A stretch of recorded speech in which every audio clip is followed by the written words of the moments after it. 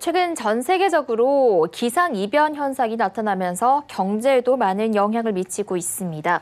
올 겨울에만 해도 미국에서 혹한이 발생했고요. 또 유럽에서도 폭설과 혹한, 호주와 남미의 경우에는 폭염과 가뭄이 발생하면서 많은 인명과 재산 피해가 발생을 하기도 했고 또 가전제품들이 때 아닌 호황을 누리기도 했습니다. 혹한의 나라들은 난방기가, 폭염이 닥친 나라들은 냉방기 판매가 불티나게 팔렸다고 하는데요. 이게 남의 나라 이야기는 아닙니다. 우리나라의 경우도 미세먼지가 강하게 불어오면서 가전제품 판매 순위에서 공기청정기가 선두에 올라서기도 했죠. 그런데 또 하나의 재미있는 이야기가 있습니다. 이런 기상재난들이 핸드폰 판매에도 영향을 미친다고 합니다. K웨더 방기석 예보센터장과 오늘 이 이야기 나눠보도록 하겠습니다.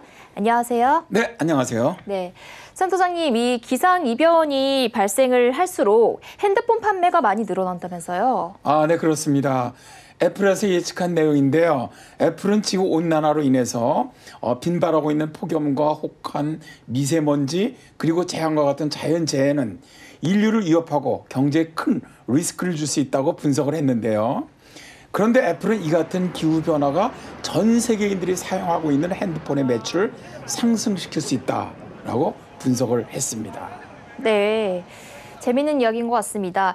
지난번에 나오셨을 때 올해 이 다보스 포럼에서 밝힌 내용 중에 기후변화가 앞으로 10년 동안 이 지구 경제에 가장 큰 리스크가 될 것이다. 이런 얘기가 나왔다고요. 네, 그렇습니다.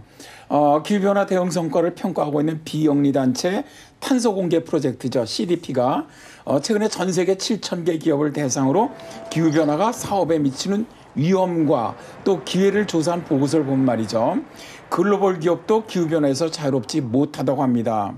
예를 들어서 뱅크 오브 아메리카는 홍수 피해로 인한 모기지 파산 위험성이 증가하고 있고, 세계적인 통신업체인 AT&T는 태풍으로 전파탑이 붕괴되면서 리스크가 증가하고 있다고 합니다.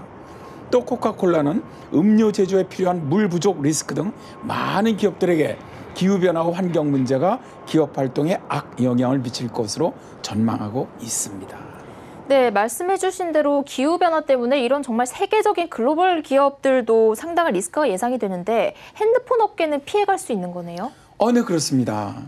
애플의 분석을 보면 말이죠. 사람들은 심각한 재해 발생 빈도가 높을수록 본인의 안전과 사랑하는 사람의 행복에 대한 욕구가 높아지는 경향을 보입니다.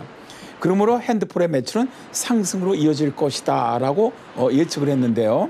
실제로 홍수나 지진, 허리케인과 같은 재해가 발생할 때 가족이나 친구의 안부를 확인하려 하기 때문에 스마트폰이 이러한 수요에 부응할 수 있다는 거죠. 또 최근 핸드폰에는 비상라이트라든가 사이렌 기능이 탑재되어 있고요. 또 부상을 입을 경우 응급처치 방법을 확인할 수도 있고요.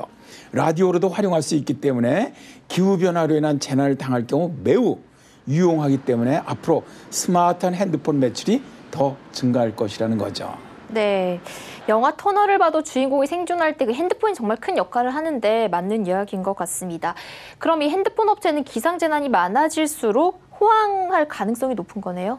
그렇습니다. 일단 애플 분석은 그렇게 보고 있는데요. 실제로 미국의 경우 미 환경보호청은 최근에 급증하고 있는 자연재난에 대비하는 가전제품을 가정에서 비치하도록 권고하고 있습니다. 미국의 전기나 수도 인프라가 노후된 곳이 많다 보니까 홍수나 폭염, 혹한과 폭설, 허리케인으로 인한 전기 불통, 수도 오염이 뒤따른다는 것이죠.